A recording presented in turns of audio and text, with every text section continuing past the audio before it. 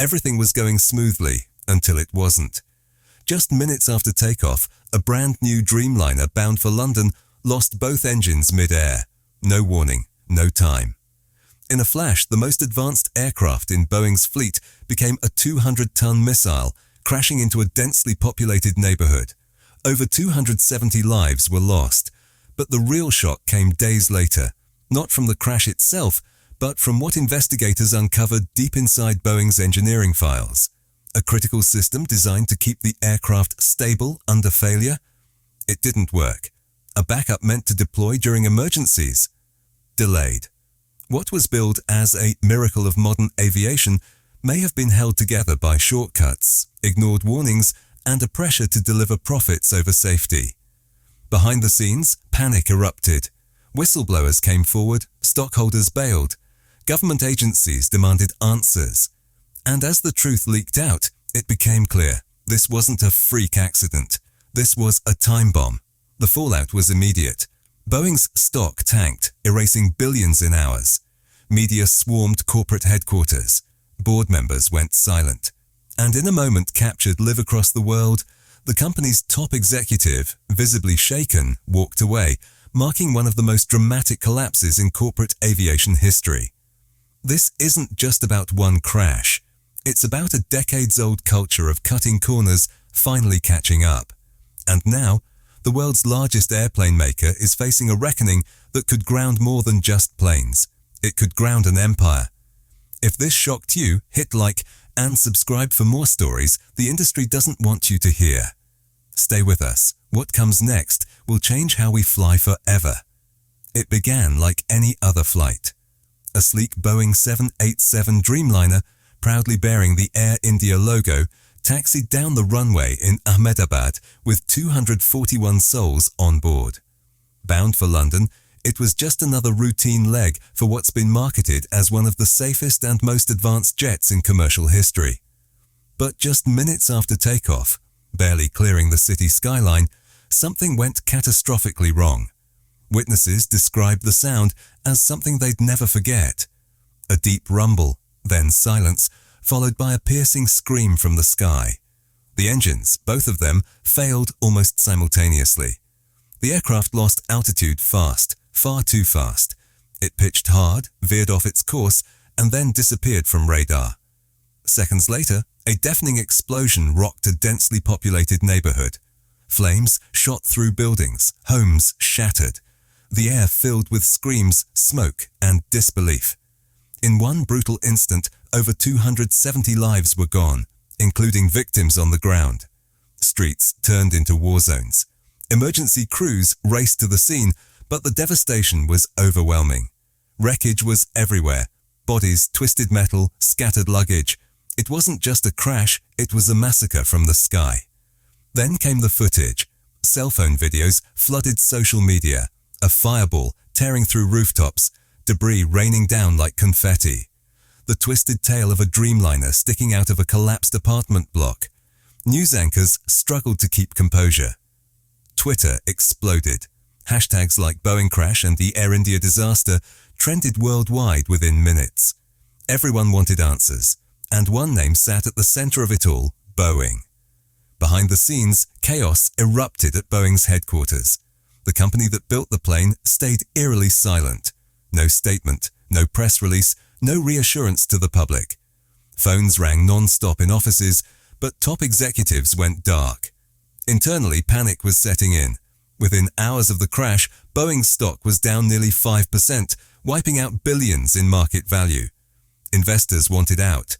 Major airline clients hit pause on Dreamliner orders. Shareholders demanded answers, but Boeing's silence only made it worse. Airlines from around the world started pulling their 787s from active service, not waiting for an investigation, not trusting the risk. Rumors flew about previous warnings, ignored reports, corner cutting.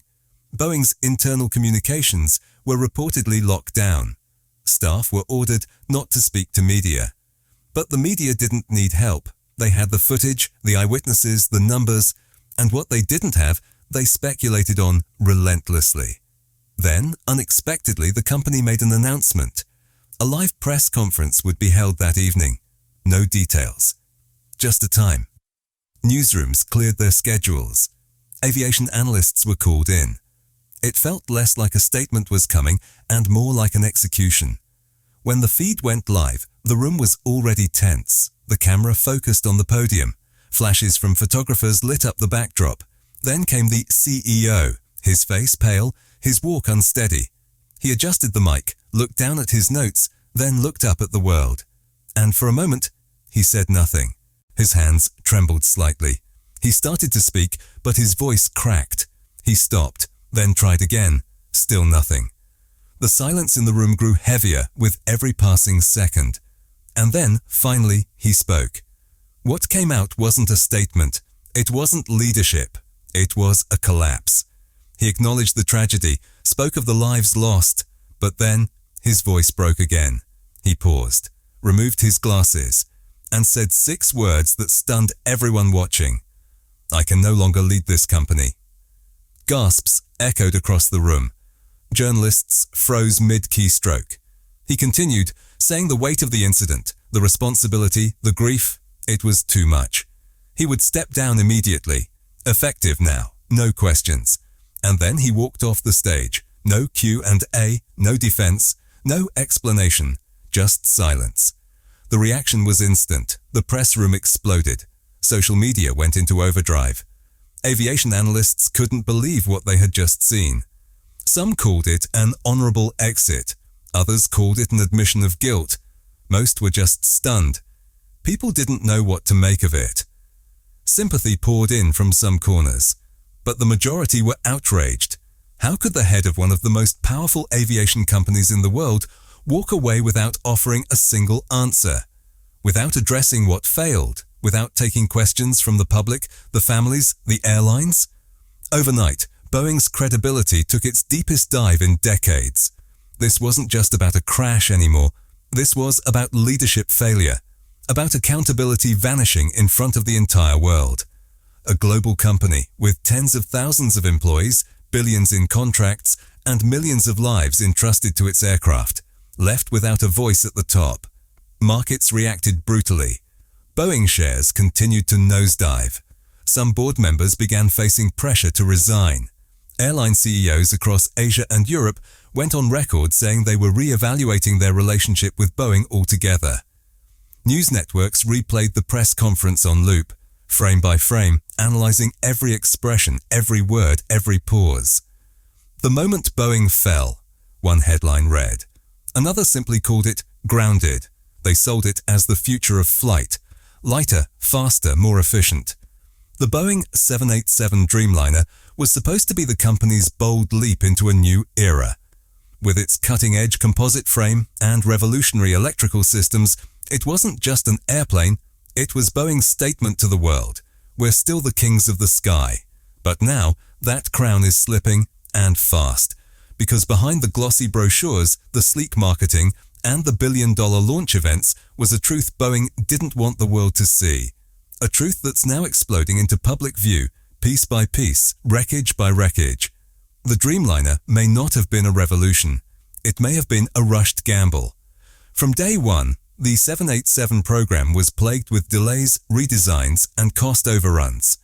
Boeing moved production across multiple continents, outsourcing key components to suppliers they barely controlled. Fuselage sections built in one country, electronics in another, final assembly rushed on tight deadlines in the US. The result? A supply chain Frankenstein that looked good on paper and broke down in reality.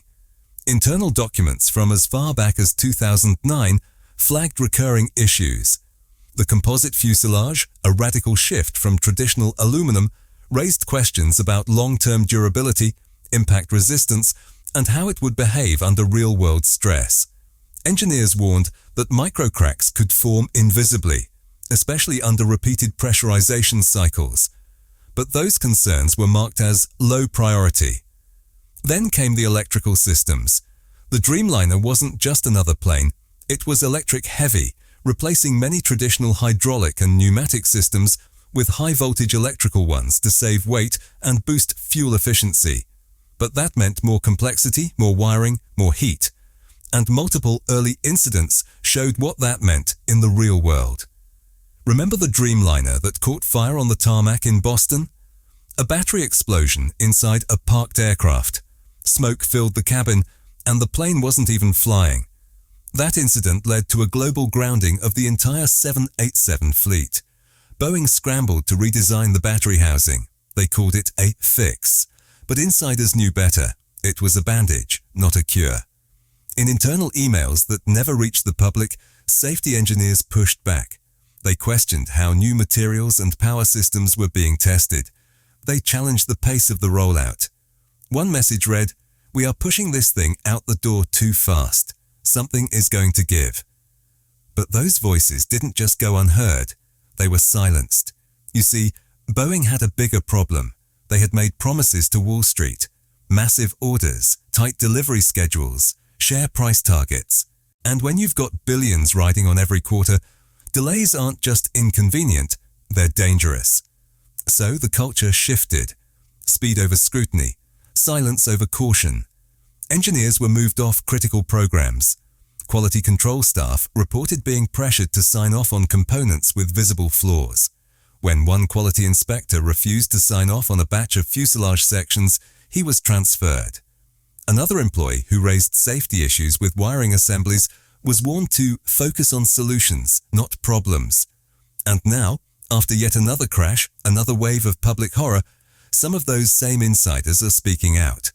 Former Boeing employees, some retired, some still under NDA, are going anonymous and talking to the media. One former systems engineer who worked on the Dreamliner program told reporters, "The plane was rushed. We cut corners everywhere. Everyone knew, but no one stopped it." Another described a meeting where managers openly discussed which safety reports could be delayed until after deliveries. They didn't want to stop the line. That was the number one rule: don't stop the line. If this is starting to sound familiar, it should, because the same corporate patterns that led to the deadly 737 MAX disasters are now resurfacing under the Dreamliner. The same culture of silence, the same dismissal of red flags, the same pressure to protect the bottom line no matter the risk. And while Boeing insists that each aircraft is thoroughly tested, thoroughly certified, thoroughly safe, those words are wearing thin, especially when pilots report electrical failures mid-flight, when cabin crew see warning lights that don't match the manuals, when whistleblowers keep coming forward with new, damning details. In 2022, a former senior manager at one of Boeing's key suppliers admitted under oath that hundreds of Dreamliner parts had been delivered out of spec, and Boeing used them anyway. He said the documentation was often backfilled after assembly, and quality checks were sometimes pencil-whipped to meet deadlines. He wasn't dismissed as a conspiracy theorist. He was corroborated by others who had seen the same thing. And here's the real danger: the public doesn't know what's still flying overhead. Because these issues, they're not about a single bolt or a bad sensor. They're systemic, they're cultural. They're baked into the very foundation of how Boeing chose to build its most ambitious aircraft. So when another Dreamliner goes down, when hundreds of lives are lost in seconds, it's not just a tragedy. It's a consequence. A consequence of decisions made in boardrooms, not cockpits, of engineers ignored, of quality sacrificed for speed, of warnings buried beneath spreadsheets and shareholder calls. And now, as the fallout continues, the world is finally asking the question Boeing hoped no one would ask. How many warnings were there before this? And how many were ignored? Because when the same voices that were ignored before the 737 MAX are back, sounding the alarm again, this time about the Dreamliner, we should all be paying attention. Wall Street had no warning. One moment Boeing was holding steady, the next it was collapsing in real time. Within hours of the crash, Boeing's stock went into freefall. Traders started dumping shares like they were radioactive. The sell-off was brutal. In just one trading session, over $7 billion in market value was wiped out. Gone. Vanished. The bloodbath didn't stop there. It spread like a virus through the entire aerospace sector. Screens in trading rooms across New York, London, and Hong Kong lit up red. Boeing wasn't just taking a hit. It was dragging an entire industry down with it. Analysts tried to keep calm, but behind the scenes, it was chaos. Investment banks revised their ratings. Fund managers sent panicked emails to clients. Hedge funds shorted Boeing harder than ever before. And the most chilling part? No one knew where the bottom was. But the real damage wasn't in the numbers, it was in the trust. Airlines that had once bet their future on the Dreamliner, the supposed jewel of Boeing's long-haul strategy, were now putting everything on hold. Major carriers quietly halted new orders. Some began exploring immediate alternatives, contacting Airbus behind closed doors. What was once seen as Boeing's biggest asset had instantly turned into its most dangerous liability. CEOs from several airlines held emergency meetings with their boards. The message was clear: do we keep flying these jets, or do we prepare for something worse? And while Boeing's PR team scrambled to release carefully crafted statements, the phones in their sales offices went silent. For the first time in years, Boeing wasn't the one making calls. They were getting ghosted by their own clients. But it wasn't just airlines turning away. Investors, the lifeblood of Boeing's future, were starting to walk. BlackRock, Vanguard, major institutional stakeholders. The same players who propped up Boeing through the 737 MAX disaster were now distancing themselves. They weren't just questioning Boeing's performance, they were questioning its leadership. How many more crises would it take before someone at the top was actually held accountable? Behind closed doors, confidence in Boeing's executive team evaporated. The resignation of the CEO was just the beginning. The board of directors came under fire. Shareholders demanded a sweeping cleanup, not just in management, but in culture. There were whispers of activist investors circling like vultures, ready to force a total restructure. Meanwhile, global governments weren't sitting still. Regulators from Europe, Asia, and the Middle East issued urgent notices. Several aviation authorities called for full inspections of all active 787s. In some countries, Dreamliners were grounded indefinitely, pending further checks. This wasn't just a crash, it was a full-blown international crisis. The FAA, already under scrutiny for past failures, found itself cornered once again. Lawmakers demanded hearings. Aviation safety committees called emergency sessions. And Boeing? Boeing was left with its back against the wall, again. But what made this different was the public. Passengers began flooding airlines with calls and emails. Some demanded refunds, others cancelled flights outright. The term Dreamliner no longer meant cutting edge, it meant fear. Social media was flooded with posts like "I won't fly Boeing again" and "switching to Airbus from now on." Travel blogs and influencers posted lists of how to identify which aircraft you're booked on so you can avoid the 787 entirely. It was a PR nightmare Boeing couldn't control. And while they scrambled to reassure the world that the Dreamliner was still safe, another player quietly emerged from the shadows: Airbus. While Boeing was burning, Airbus was booming. The European manufacturer, already in a strong position with its A350 and A330neo programs, suddenly became the default choice for many airlines. Orders that had been pending with Boeing, now redirected to Toulouse. Airbus sales teams barely had time to breathe. The demand was flooding in fast. Even leasing companies, the middlemen of the aviation world, started shifting their portfolios. Boeing aircraft were being devalued overnight. The resale market took a hit. Airlines that previously saw the 787 as a long-term asset were now seeing it as a liability. And then came the quiet knock-on effects. Suppliers, the companies building everything from landing gear to cabin systems, started bracing for impact. Boeing's delays were their delays, and with orders now frozen, many began preparing for production cuts, layoffs, and lost revenue. Thousands of jobs could be at stake. Again.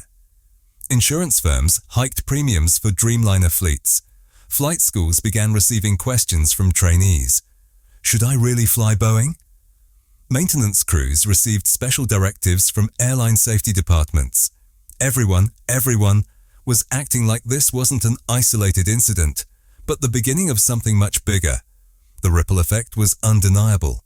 Boeing's collapse in trust wasn't just contained to one company, it was warping the entire industry.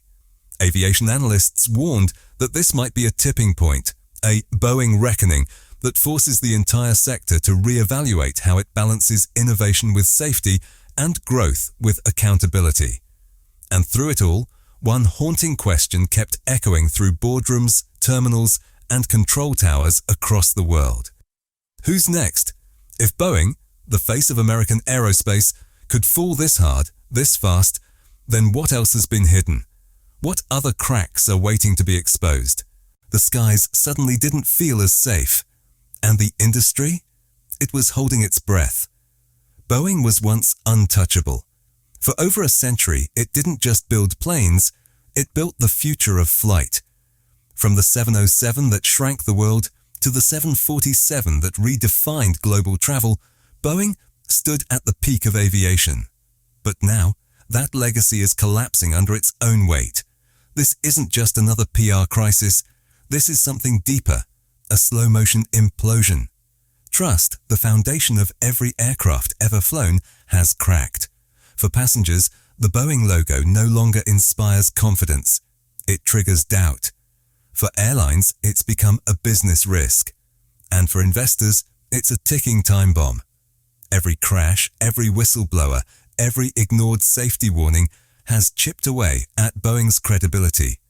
This isn't one bad decision. It's a pattern, a culture, a system that traded safety for speed, engineering for quarterly profits, and accountability for denial until the damage could no longer be hidden. So the question now isn't, how does Boeing fix this? It's, can they? Can a company this broken rebuild trust when even its own insiders are speaking out? Can it lead an industry when regulators no longer take its word at face value? And can it survive while Airbus, Embraer, and new global players circle like sharks? The truth is brutal. Boeing's name doesn't carry the weight it used to. Its leadership is fractured, its vision is clouded, and the world, airlines, governments, the flying public, is watching closely, wondering if this is the moment the crown slips. For good. Because at this point, Boeing isn't fighting a media scandal, it's fighting for survival. And if it falls any further, the crash won't just take down a company, it'll mark the end of an era.